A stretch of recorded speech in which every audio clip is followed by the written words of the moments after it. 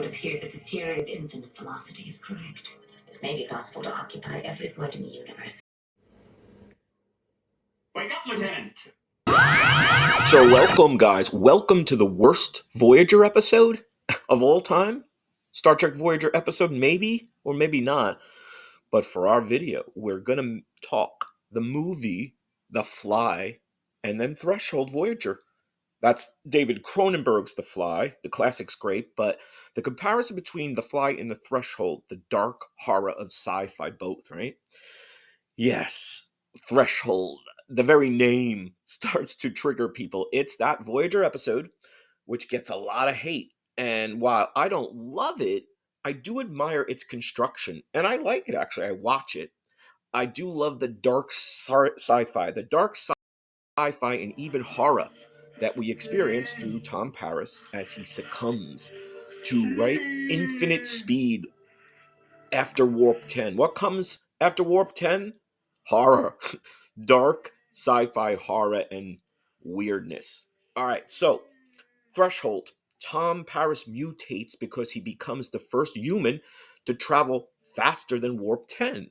This causes his DNA to rapidly evolve or devolve, leading to physical changes that resemble a salamander-like creature. And I think that's what many people hated, that he evolved or devolved to this salamander-like thing.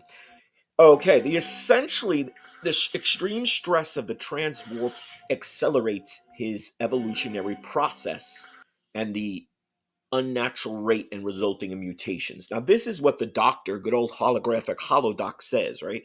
He explains that the mutations in Paris are consistent with the natural evolutionary development of the human genotype over millions of years. And you think, well, he is the doctor. He's so advanced, but really? Really, Doc? That's what's going on. And again, I think that's why people are a little weirded out by it as well. All right, so the plan, the introduction and the theory and the excitement, right? Both Paris and Seth Brundle in The Fly and David Cronenberg's The Fly, they're all excited. They managed to put their plan into action to further both science. Sensors indicate that he did cross the warp threshold. To further the research and for Voyager to get the starship home. Obviously, for Voyager, they want to get home. All right, so who wouldn't want to get home, right? They want to get home. All right, so the experiment itself. Now, here's where the sci-fi action comes in. Paris flies the shuttle to Warp 10 and beyond. And we're all like, wow. And then in The Fly, Brundle uses his teleporter and doesn't notice that the Fly is hitching a ride. So I guess his sensors and the computers were really badly programmed, right? Not realizing that, it's time for an update, Seth. And obviously, that's why he becomes Brundlefly. Okay, the reaction and the aftermath. How do they deal with this horror? How does Paris and the Voyager crew, and then, of course, Seth and Jeff Goldblum's The Fly? This is the meat and the core of the horror. Today, we call it body horror, right? Where the lead characters see changes to their bodies, like in horrific ways, mutations, or they get limbs chopped off. Like I saw is body horror. The new Wolfman is called body horror. And, it's not a great movie, but it's body horror, the transformation of a person. So here we see Paris, and comparable to Jeff Goldblum in David Cronenberg's The Fly, they both degrade, right? We see their physical state and body mutate in really horrible ways. It's fascinating makeup for both. And I think that's another thing with Voyager, like it or not, the makeup they use for Robert Duncan McNeil and for Paris is amazing. Okay, this not only creeps us out, it disgusts us as an audience, but it allows, of course, the actors, Jeff Goldblum and Robert Duncan McNeil, to really sink their teeth into such a horrible state of being. So the cure, how do they solve the problem after it happens, right? Jeff Goldblum's Seth Brundle chooses to take Geena Davis, his girlfriend, into the teleporter to fix the problem, to take her human DNA, to, spice up his own, to support it, while Paris kidnaps Captain Janeway to take her as his mate and warps to 10 again so she'll mutate.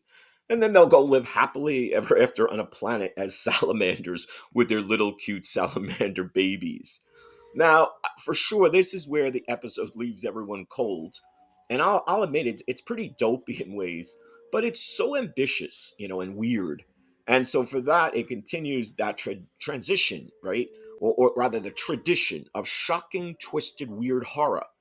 So as a horror, weird, scary episode, Threshold really delivers, right? That's what I love about Threshold. It is what it is, and I know there's a lot of people who hate it.